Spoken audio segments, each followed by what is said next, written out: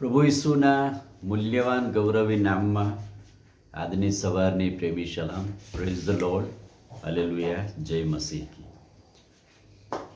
2026ના વર્ષના ચાલે જતા દિવસો માટે પ્રભુનો આભાર માનીએ છીએ અને ગઈકાલે દેવના વચનમાંથી નવી શરૂઆત કરવી, આગળ વધવું, ઈશ્વરની વફાદારી તરફ, આશા તરફ, ઈશ્વર તરફ ધ્યાન કેન્દ્રિત કરીને આગળ વધવાનું, ભૂતકાળ ભૂલી જઈ એક નવી દિશા તરફ આગળ વધવું, આગલી વાતોનું સ્મરણ કરશોમાં.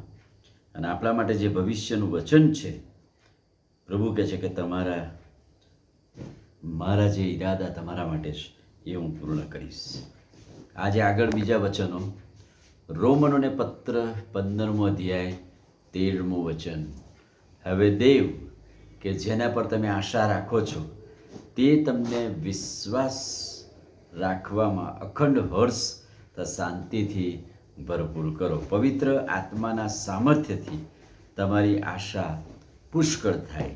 એટલે કે દેવ જેના પર આપણે આશા રાખીએ છીએ એના વિશ્વાસમાં અખંડ હર્ષ અને આનંદ સહિત શાંતિથી ભરપૂર કરે અને પવિત્ર આત્માના સામર્થ્યથી તમારી આશા પુષ્કળ થાય. એટલે પવિત્ર આત્માના સામર્થ્યમાં આપણે જે આશા સેવી છે કે રાખી છે એ તરફ આગળ વધી શકીએ. પહેલો પિત્તર 1 અધ્યાય 3 વચન.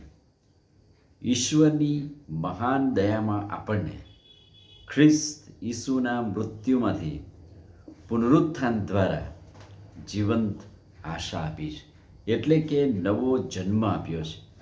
જીવંત આશા એ છે કે ઈસુ ખ્રિસ્તના પુનરુત્થાનમાં આપણને નવું જીવન પ્રાપ્ત થયું છે.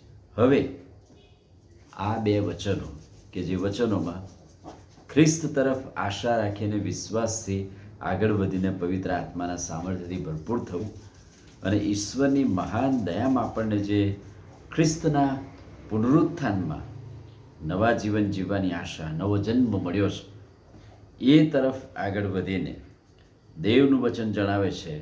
અને એ પ્રાર્થના આ પ્રમાણે છે: હે પ્રભુ, અમે નમ્રતાથી તમારી આરાધના કરીએ છીએ કે તમે અમારી મુક્તિ માટેની જે યોજના કરી છે અને દરરોજ તમારી કૃપા અમારા ઉપર છે.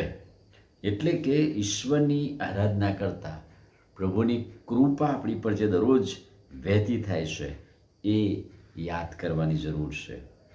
બીજી વાત, તમારી ભલાઈ અને દયા યાદ કરીને બીજાઓ પ્રત્યે પ્રતિબિંબ કરી સાક્ષીરૂપ જીવન જીવીએ.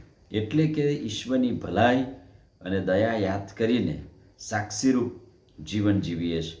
અમારા દ્વારા મુક્તિની સુવાર્તા દરેક વ્યક્તિ સુધી પહોંચી શકે. અમારા જીવન દ્વારા મુક્તિની સુવાર્તા દરેક વ્યક્તિ સુધી પહોંચી શકે. ના ચાલ્યા જતા વર્ષો કે દિવસો માટેનું દેવનું વચન છે જે સમજવા પ્રભુ કૃપા આપે છે. આમીન. પ્રાર્થના કરીએ.